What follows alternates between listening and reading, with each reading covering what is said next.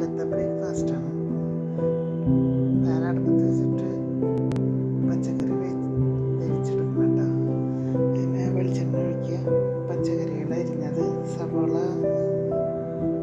വെണ്ടക്കായ,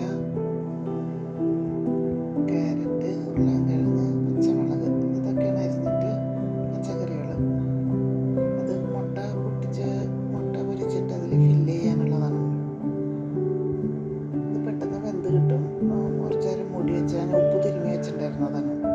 ഒരു 10-15 മിനിറ്റ് നേരം ഉപ്പ് തിരുമ്മി വെച്ചിട്ടുണ്ടായിരുന്നു. അതിൽ നിന്ന് തന്നെ വെള്ളം ഉണ്ടായിരുന്നു. അത് വെന്ത് കിട്ടും, പെട്ടെന്ന് വെന്ത് കിട്ടും. അത് മാറ്റുക, എന്നിട്ട് അത് വേറൊരു പാത്രത്തിലേക്ക് മാറ്റിയിട്ട് ആ പാനിൽ തന്നെ മുട്ട പൊരിക്കുക. 2 മുട്ട കൊത്തി അടിച്ചെടുക്കുക. ഉപ്പും കുരുമുളക് ഇട്ടിട്ട് 2 മുട്ട കൊത്തി അടിച്ചെടുത്തിട്ട് അതിലേക്ക് സവോള, ചുവന്നുള്ളി, വേപ്പില, പച്ചമുളക്, ഇഞ്ചി കുറച്ച് അരിഞ്ഞിട്ട് വഴറ്റിയിട്ട് വേണം മുട്ടയിലേക്ക് ഇടാനായിട്ട്.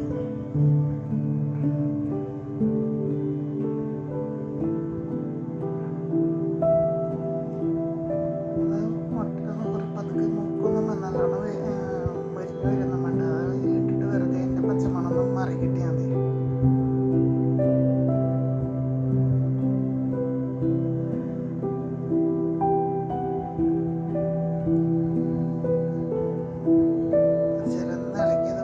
നല്ലോണം വാടി കഴിഞ്ഞ് കഴിയുമ്പോൾ നമ്മൾ മുട്ടയിലിട്ട് വീണ്ടും ഒന്ന് ബീറ്റ് ചെയ്യണം.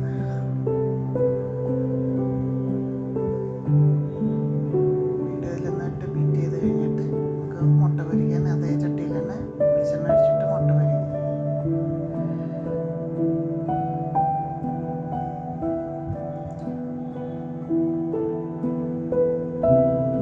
കുറച്ച് കുരുമുളക് ഇട്ട് വന്നിട്ട് പച്ചമുളക്, ചൂരമുളക് ഇട്ടാൽ നല്ല എരിവുണ്ടാവും, അല്ലെങ്കിൽ കടിക്കുമ്പോൾ എരിവുണ്ടാവുള്ളൂ. കുരുമുളക് ഒരു നല്ലതാണ്, തണുവല്ല. അത് കഴിഞ്ഞപ്പോൾ അത് മുട്ട പൊരിച്ചിട്ട് അത് വേവാൻ നിൽക്കുക. 2 പുറം വേവാൻ നിൽക്കണ്ട കേട്ടോ. അതിലേക്ക് പച്ചക്കറികൾ ഒക്കെ അതിലിടണം. ചൂടായി കഴിയുമ്പോൾ മുട്ട ചൂടായി കഴിയുമ്പോൾ പച്ചക്കറികളിടാം. എന്നിട്ടൊന്ന് അടച്ച് വെച്ച് മുട്ട വേവണവരെ പച്ചക്കറിയിൽ മുട്ടയിൽ കിടന്നിട്ടൊന്ന് സെറ്റാവട്ടെ.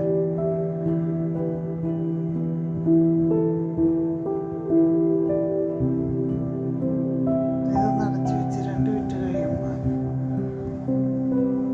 നമുക്കിത് മുടക്കിയെടുക്കാം.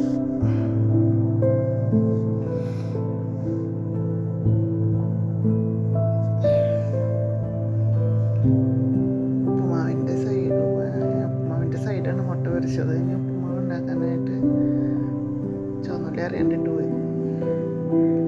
അതിട്ട് മാറ്റിയിട്ട് രണ്ടാമത് കടുക് ഇട്ടു. അത് പൊട്ടി കഴിഞ്ഞ് കഴിയുമ്പോൾ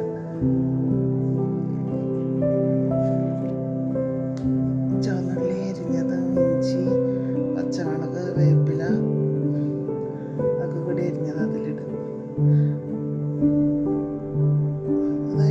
അരിഞ്ഞതായിട്ട് അത് നന്നായിട്ട് വഴറ്റി വരുമ്പോൾ വറുത്ത റവയാണ്.